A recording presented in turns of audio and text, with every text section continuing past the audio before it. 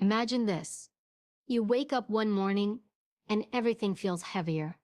The air, your body, your thoughts, something's different, and not in a good way.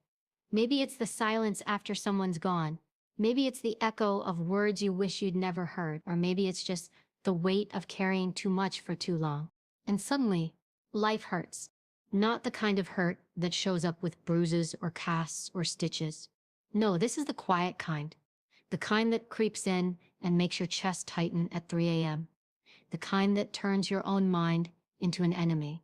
The kind of pain that no one claps for, no one sees, and you can't even explain. Now let me ask you something. What do you do then? When motivation doesn't work, when affirmations feel fake, when the people you thought would show up vanish? What do you do when life doesn't just nudge you, it punches you flat in the face? Because here's the truth, everybody wants to be strong until life gives them a reason to be. This isn't about pretending everything is fine. This isn't about painting over pain with toxic positivity. This is about the version of you that gets built after the break. The you that shows up when it's hard, when it hurts, when no one's watching. So let's go there. Let's talk about what happens when life hurts, really hurts. And more importantly, let's talk about how you take that hurt and turn it into heat. Let's begin. Pain gets a bad reputation. We're taught to avoid it, numb it, bury it. From the time we're kids, we're conditioned. Don't cry. Don't feel too much. Toughen up. Keep going. And maybe you've carried that with you, thinking that pain means weakness, that if you're hurting, something's wrong with you. But here's the truth most people won't tell you. Pain is not your enemy. Pain is a messenger.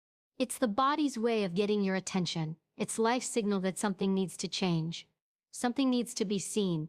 Something can no longer be ignored. Pain shows up not to punish you, but to push you. Push you into paying attention to what you've been avoiding. Push you into growing in ways you didn't even know were possible. It's uncomfortable, yes, but so is growth. So is becoming someone stronger, wiser, sharper. Think about it. When you touch a hot stove, the pain makes you pull your hand back. It's not there to torture you, it's there to protect you. Physical pain keeps us safe. Emotional pain does the same if you're willing to listen. But here's the catch. Most of us don't listen. Most of us run. We distract ourselves with busyness, with noise, with scrolling, with drinking, with anything that can mute that inner alarm. We do everything we can to avoid sitting in that discomfort.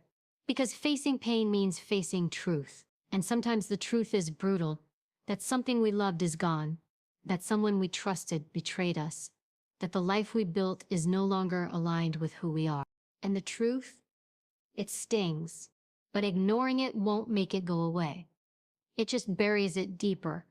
And when you bury pain, it doesn't die. It festers.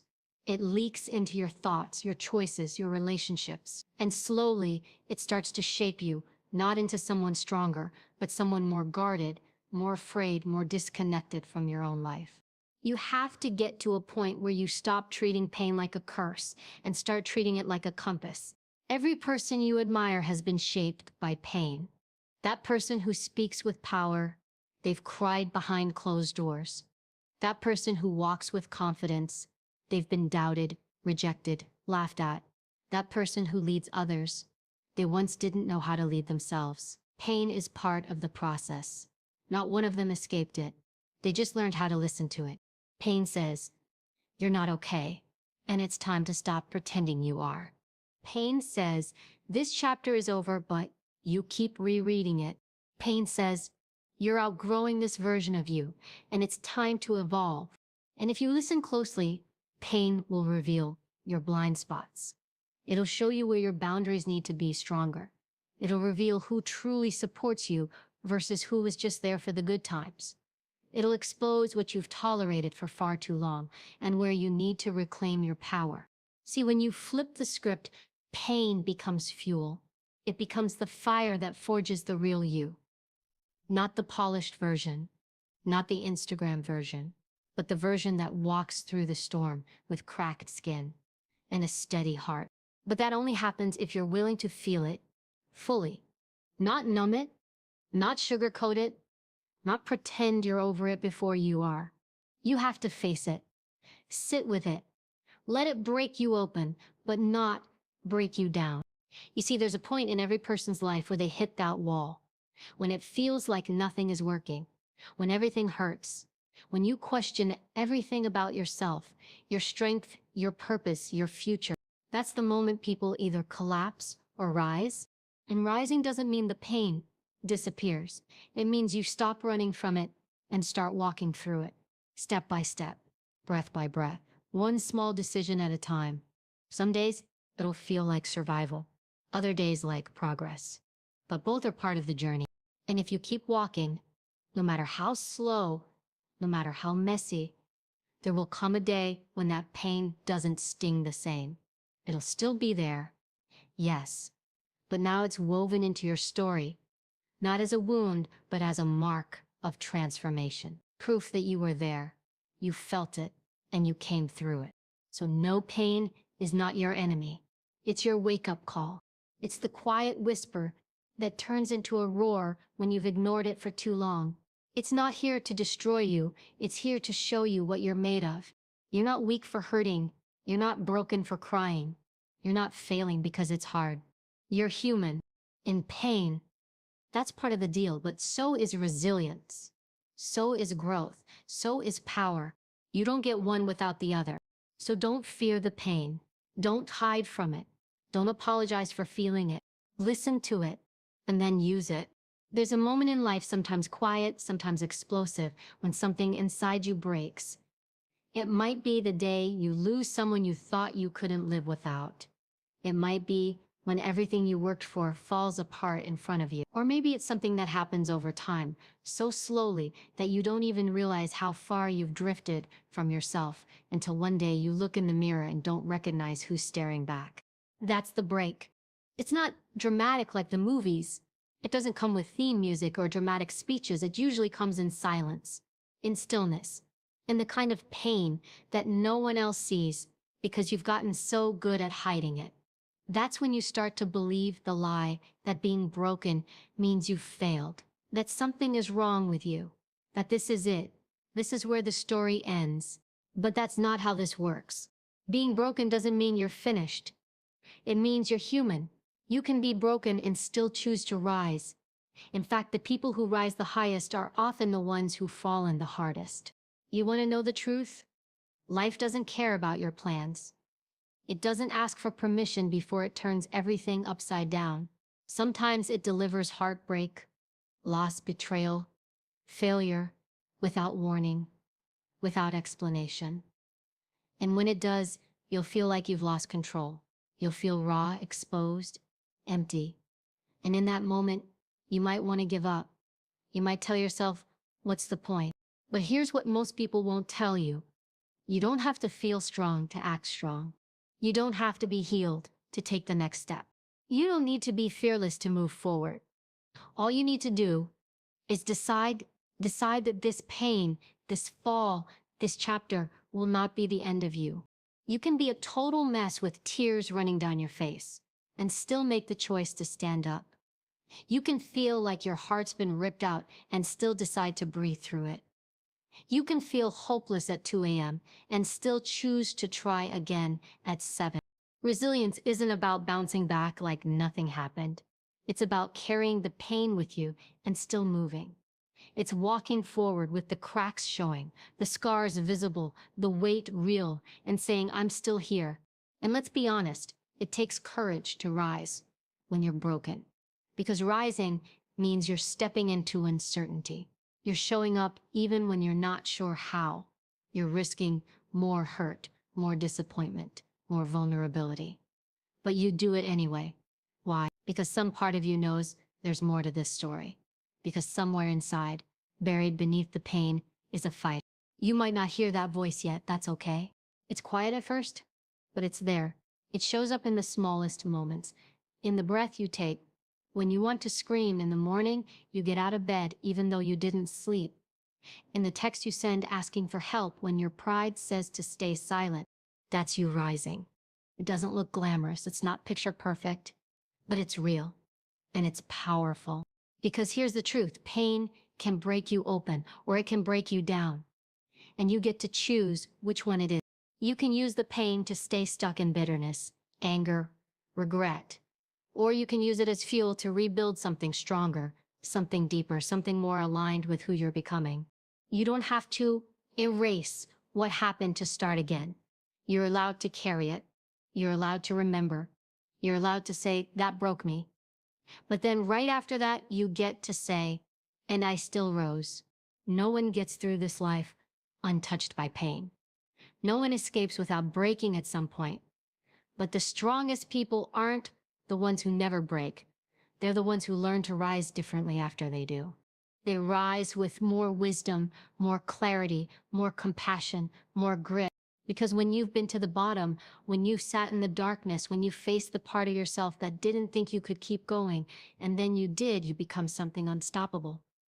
Not perfect, not invincible, but real, solid, grounded. You learn to trust yourself again, not because you have all the answers, but because you've seen what you're capable of in the worst moments. And that's the power of rising. You may be broken, but you're not finished. You may carry the scars, but they don't define you. You may not know what the next step looks like, but the decision to take it, that's yours. No one can take that from you. So if you're in the middle of the storm right now, if everything hurts, if you feel lost, let this be your reminder. You don't have to be whole to rise. You just have to choose it again and again until one day you look back and realize you didn't just survive. You transformed. People think strength is something you're born with, like it's in your DNA, or something life just hands you when things get hard. But that's not how it works. Strength, the kind that lasts, is built piece by piece, day by day. It's not created in the spotlight, it's built in silence, in the small decisions no one sees. That's your armor, and you don't find it. You forge it. We all want to be the kind of person who can handle anything, who doesn't flinch when life gets rough, who knows how to stay grounded, focused, calm under pressure. But that person isn't created when things are easy. They're made in the hard moments. They're made in the repetition, in the decisions you make when it's tempting to quit, when it's easier to scroll than to feel, when giving in would feel so much better than pushing through. It's in those moments that your armor is either built or it cracks. You build it when you choose to get up instead of laying in bed for another hour, even though no one would blame you if you stayed down. You build it when you tell yourself the truth instead of feeding yourself excuses. You build it when you set boundaries with people who drain you, even if it means disappointing them. Every small act of self-respect is another layer of armor. But here's the thing. Building armor doesn't mean you become cold or emotionless. It doesn't mean you don't feel pain or disappointment or fear. You will feel those things. Deeply, the armor isn't there to numb you. It's there to protect what matters most. Your values, your peace, your progress, your purpose. Too often we wait for some big turning point, some rock bottom moment to force us to change. But the truth is, most of your life is made up of what you do on the average day. When no one's watching, when there's no reward, just you, your habits, and your choices. That's the battlefield. That's where you either reinforce your strength or chip away at it. And let's be real. It's not glamorous. No one claps for you when you turn down a toxic conversation. No one applauds you for choosing water over wine when you're stressed. No one cheers when you journal instead of lashing out, when you go for a walk instead of breaking down, when you stay consistent instead of giving up. But you feel it. You know when you've honored yourself, and you know when you've betrayed your own growth. And that feeling builds over time. You either stack discipline and self-respect, or regret and resentment. The people you admire, the ones who seem unshakable, they've been through it. They've failed. They've fallen. They've had nights when they cried, when they doubted, when they almost didn't make it. But they built habits that protected them from their worst impulses. They trained their minds like athletes train their bodies. And you can too. It starts with what you tolerate from yourself. Do you let your fear dictate your decisions? Do you let your past shape your worth? Do you choose comfort over character? Because every time you make a decision that goes against who you want to become, it gets easier to do it again. And every time you make a decision that honors your strength, even if it's uncomfortable, it reinforces your resilience. That's what most people miss. It's not about making one big leap. It's about choosing the hard thing over the easy thing over and over again until it becomes who you are. And yes, it's exhausting at times. There will be days when you don't want to fight, when you don't care about progress, when you're sick of holding it all together. That's normal. You're not a machine. But the beauty is, your armor doesn't have to be perfect. It just has to be yours. Built from truth, built from effort, built from decisions that align with the future you're fighting for. And if you fall, if you slip, if you break down, that doesn't undo the work. It's not about perfection. It's about persistence. The armor gets tested, but that's how you know it's real. That's how you know you're evolving. That's how you know you're getting stronger. So if you're in a season where life is testing you, pressuring you, forcing you to confront everything you thought you were ready for, good. That means you're in the forge. That means the armor is being built. That means something powerful is being shaped. And remember, this isn't about proving anything to anyone else. You don't owe the world a version of you that looks strong. You owe yourself the kind of strength that doesn't collapse when things get real. The kind of strength that's reliable. The kind you can lean on when no one else shows up. The kind that says, I don't need easy. I just need the truth. So build it. One decision, one breath, one moment at a time. Because the world doesn't need another perfect person. It needs someone real, someone resilient, someone who's been through hell and still chooses to show up. Armor and all. There comes a point in life when the lies we tell ourselves start to hurt more than the truth we're avoiding. And that's not always obvious at first. Because lies can feel like comfort. They can wrap around you like a warm blanket in the middle of a storm. They keep things simple. They protect your ego. They let you hide. But comfort and growth don't live in the same house. And sooner or later, if you want to live with purpose, if you want to live with peace, you're going to have to choose the truth. Even when it hurts, especially when it hurts. Most people don't want to face the truth. Not because they're weak, but because they're scared of what it will mean. Scared that if they admit the relationship is toxic, they'll have to walk away. Scared that if they acknowledge they're not giving their all, they'll have to step up. Scared that if they really look at their life without the filters, they might see just how far off course they've drifted. So instead, we justify, we rationalize, we tell ourselves, it's not that bad, or I can live with it, or maybe it'll change. We pretend we're okay when we're not. We laugh when we really want to cry. We say we've moved on when we're still bleeding inside. But truth is a relentless thing. It doesn't go away just because you ignore it. It waits. And it will sit inside you, quietly gnawing at your peace, whispering when you're alone, showing up in your choices, your relationships, your self-worth. You owe yourself the truth, because the truth is where your power lives. You can't fix what you won't face. You can't heal from what you won't admit. You can't grow past a version of yourself you're still defending. The truth might break your heart, but it will also rebuild your life. And here's the thing, it doesn't have to be a massive revelation. Sometimes the most powerful truths are the quiet ones, the ones that come at 2 a.m. when you realize you're exhausted from pretending, the ones that whisper to you in the shower, in the car, when you finally let the noise stop. The truth sounds like, I'm not happy. I'm scared of starting over. I'm staying because it's familiar, not because it's right. I'm blaming everyone else, but I haven't done the work either. I say I want change, but my actions don't line up. That's what real honesty sounds like. And it's raw. It's uncomfortable. It forces you to take responsibility. But there's freedom in that. Because the moment you stop running, the moment you stop lying to yourself, that's the moment you get your power back. You can't become who you're meant to be if you're still clinging to who you were told to be. You can't build a future on a foundation of denial. People often ask, where do I start when they feel stuck? The answer is simple, but it's not easy. Start with the truth, the unfiltered, unpolished, uncomfortable truth about where you are, how you got there, and what's really holding you back.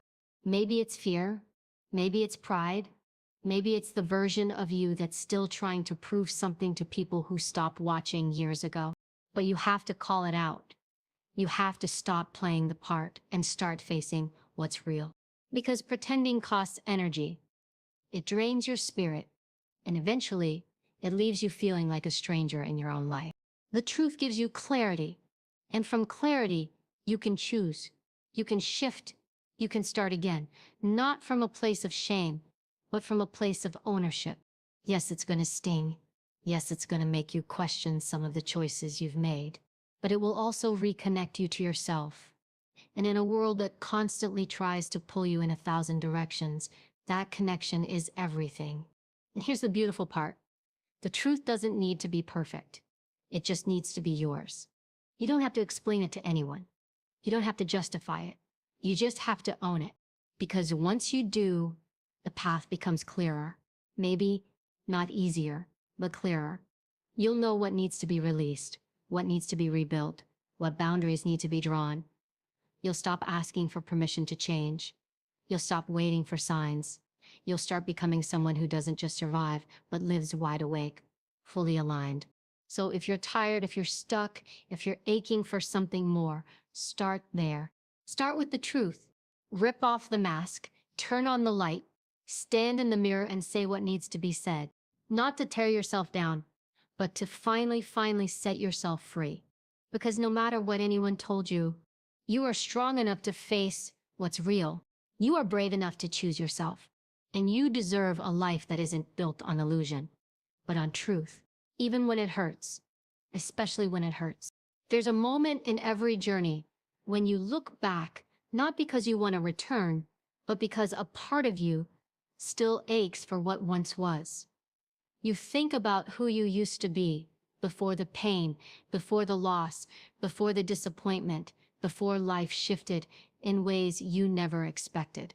Maybe it was before the relationship ended, before the betrayal, before the illness, before the storm hit your world and knocked you down harder than you imagined possible. And in that moment, you wish, even just for a second, that you could go back to before it all changed, back to when things made sense, back to when you still believed the world was fair, when you trusted easily, loved without hesitation, walked through life with wide eyes and open arms. But the truth is, there is no going back. You don't go back to who you were before the pain.